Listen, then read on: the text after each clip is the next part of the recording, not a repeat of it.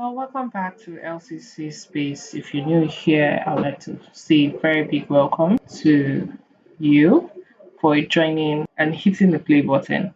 So, LCC Space is my own space where I come to share my ideas, my thoughts, experiences on life, and it cuts across different aspects.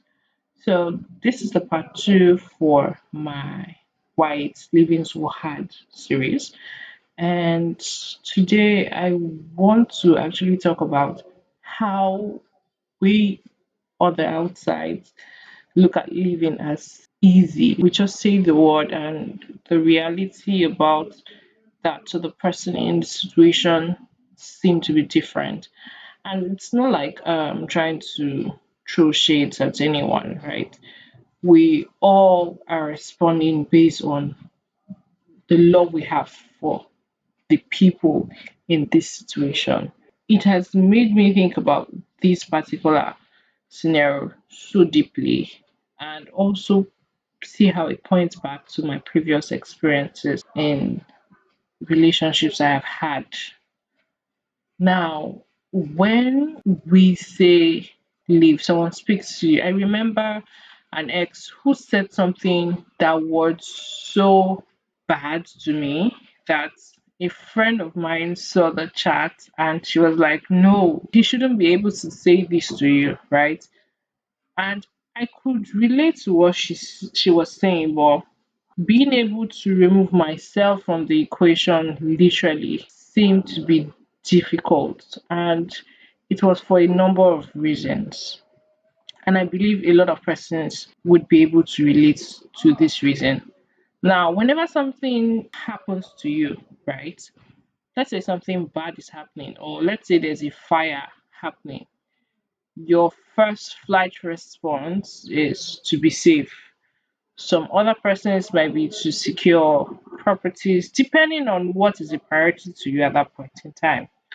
Now, the sad thing about toxic relationship is that you get to lose sight of how valuable your life is, or how valuable your sanity is at the end of the day. That you get used to surviving on how bad, get living life on just how bad it has begin to be. I'm not saying that it's always, sometimes it seems like they're like rays of sunshine, because as much as people might be in relationship with maybe narcissists, manipulative, the reason why these relationships stay longer is because of those little moments of fake lights or fake rays of sunshine, right? And that is where the emotional, that is usually a byproduct of the emotional attachment people already have to this relationship. It is not easy for everyone to disconnect their relationship, and while we always recommend, or why we always advise adults to be able to learn to control their emotions, not everyone has been able to successfully do that, right? So I would always say, before telling someone to leave, have you been able to assess the level of emotional attachment this person already has to the situation? Do they have a fear of loneliness? Now, this might stem from different things, right? There are certain experiences or traumas that the person might have experienced in the past, that the person is even blinded to the love we have around them outside the situation. And this is something I can really connect with. I was in three consecutive bad relationships that the last one was almost even taking my life, right? Not like the person was physical with me, but I was lucky to get to that point, because after leaving the relationship, or rather, after I was left in the relationship, I realized that if the relationship had gone on for longer than it went, and we were in the same space, it probably would have gotten physical, right? And one of the reasons why probably I would say I was able to fall into this kind of relationship is because from one bad relationship to another bad relationship, and let's say some certain experiences in the past, my world has my view on when it comes to my view when it comes to love at that point in time was short, right? I couldn't see beyond the horizon, which has already been painted black by previous experiences and relationship.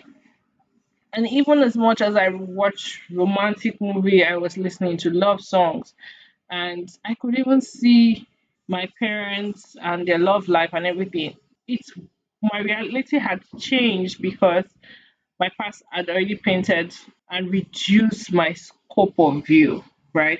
When you are sightseeing, there are certain places you get to, you need a binocular. Or if you need to see the moon, there are certain instruments you have to get access to be able to see that far into the distance. And when you're in certain relationship, it's more like you can't have access to those tools, right? Now, leaving might just seem out of reach, not because you wouldn't want something better, but because you cannot picture something better, right? So I feel this is one key part we loved ones around people who are in bad relationships should look out for. Sometimes it might also be that their shared history or social circle. Remember, there was someone I was dating, right? I literally built my circle during the relationship around that person.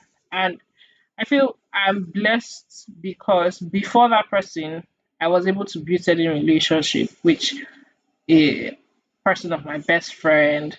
And I was also blessed while in the relationship that some persons decided to root themselves in my life. And when it got to that point, I was walking out of that relationship. It was easy. I had people around me who gave me the support and the love I needed. I keep telling people that when I left that relationship, it seemed like I was finally able to take off the dust that was hiding the reality around me. Some persons have been stuck in that bad situation that it has scarred their mind, it has scarred their reality that as much as they are hearing that, oh, it's possible for you to get this, it's possible for you to get that, you don't necessarily see it. They hear it's possible, but they cannot paint the picture in their head. People who love to read would say the reason why they love to read is because reading helps their brain paint better pictures, right? But in this sense, there is no way you're speaking to someone to leave something that they can paint the picture of what is better because everywhere is so dark. It's like saying someone who has been locked in a drum for, let's say, 3 months, no atom of light. It's not, you cannot just tell the person to get used to the light once you free them. No, it's a process, right? So I feel these are some of the reasons why people find it hard to leave relationships they are meant to leave. Sometimes it can also be self doubt. They have gotten used to the words that are being said to them to the point that they feel like they're not worth something better, right? Or it can be in the field of overthinking. If you're an overthinker at this point, I'm sending you hugs because I know how that can mess you up.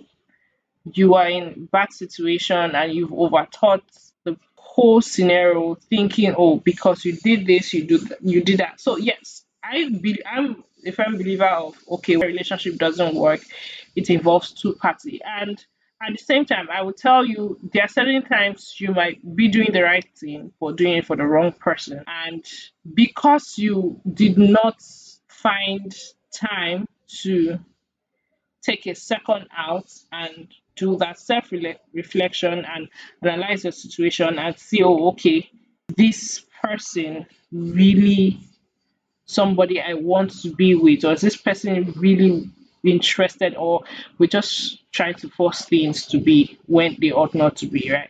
So there are a lot of quotes to this. I feel like at this point I'm rambling, but I hope I'm able to pass across this thought that I have. And if you have any objections, please feel free to share in the comments.